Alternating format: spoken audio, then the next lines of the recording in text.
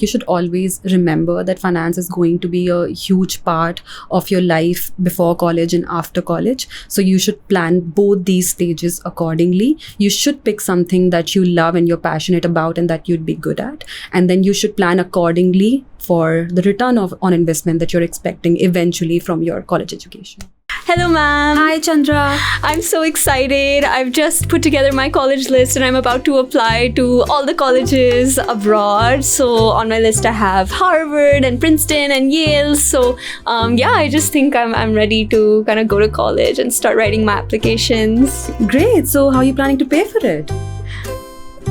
I hadn't thought about it, but I have some like pocket money saved up. You know, I did a lemonade stand this summer. I earned some profits over there, so I think I'm covered. You know, I think I can make it. How much do you think it costs to attend college, Chandra?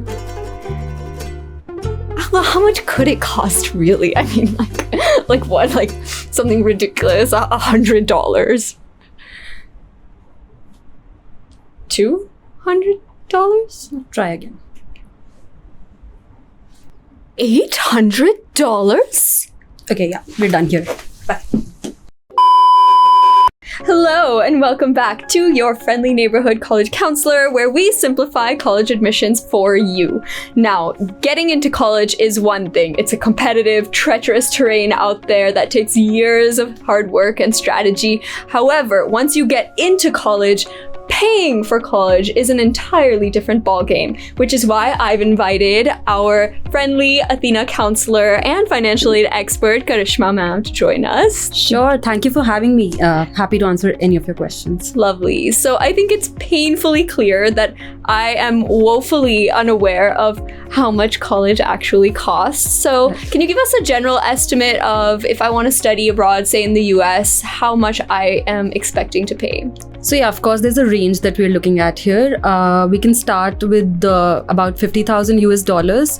When I say this, I'm talking about the more public universities like UIUC, Purdue, UNC Chapel Hill.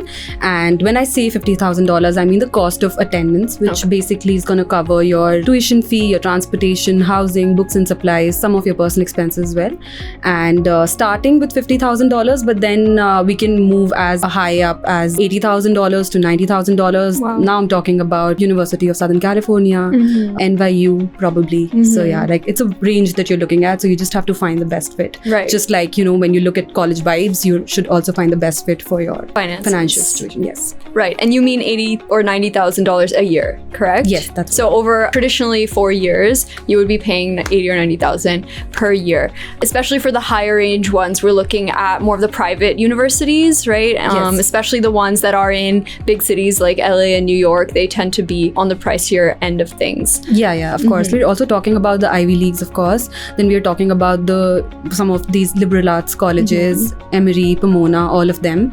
They could be slightly more expensive. Clearly, it costs and not an insignificant amount of money to study in the US. So what are the options available to students to finance their education?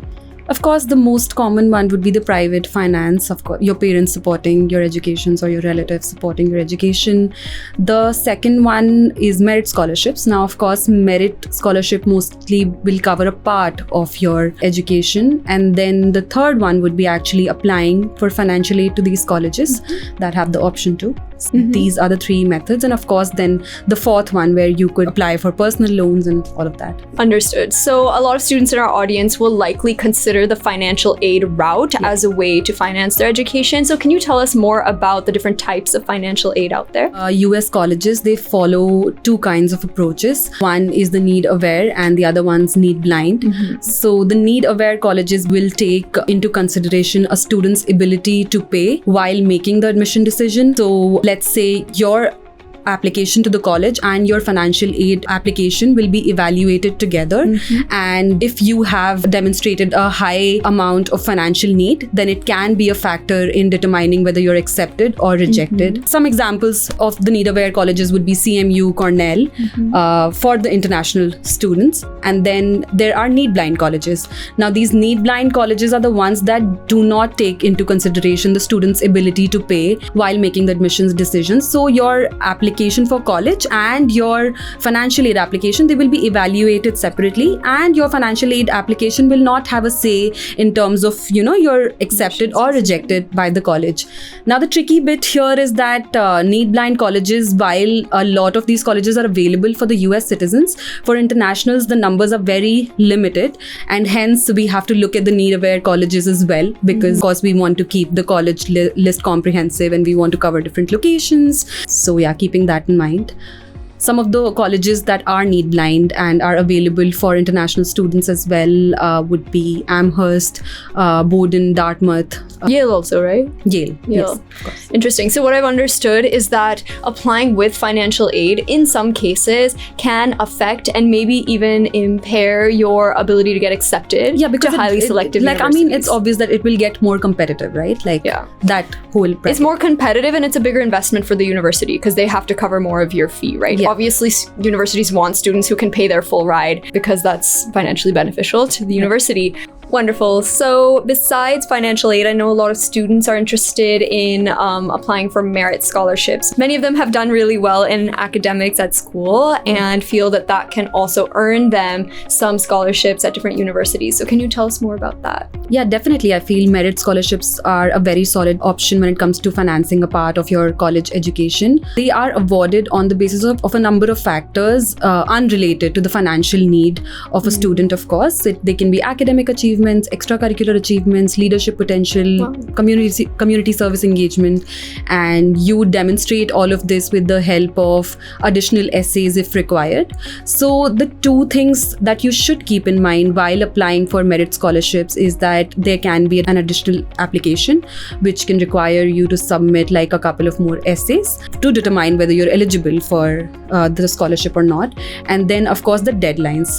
For example, Boston University, right? The regular deadline for Boston University is in the first week of January. But if you want to apply for the trustee or the presidential scholarship that is available at Boston University, you have to apply by December 1, even if you're applying for the regular round of it. What are some other universities that offer merit scholarships? So then there is USC, University of Southern California. They also have the trustee and the presidential scholarship. UMass Amherst, they have the Chancellor's Award. Then there is Indiana University. They also have academic scholarships available. Claremont McKenna also has a couple of options. So yeah, there are a lot. The key is to find these and then put them on your trackers and make sure you submit the application when it says. Imagine if I were a student applying to the US for financial aid. Can you give me some advice regarding how to build an appropriate college list that will enable me to get the maximum financial benefit and also get into the colleges that I want to get into? I would say the best way to go about it would be you should be building a balanced college list.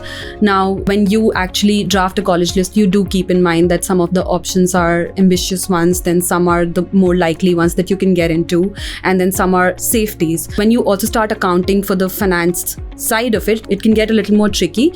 So I would say keep more options in the list to make sure it's comprehensive and it's covering your bases. And then you should always keep some of the need blind universities on the top. For example, if you're EDing, you may consider EDing to a need blind college, like probably Dartmouth or Amherst or Bowdoin, so that it doesn't affect your chances of admission.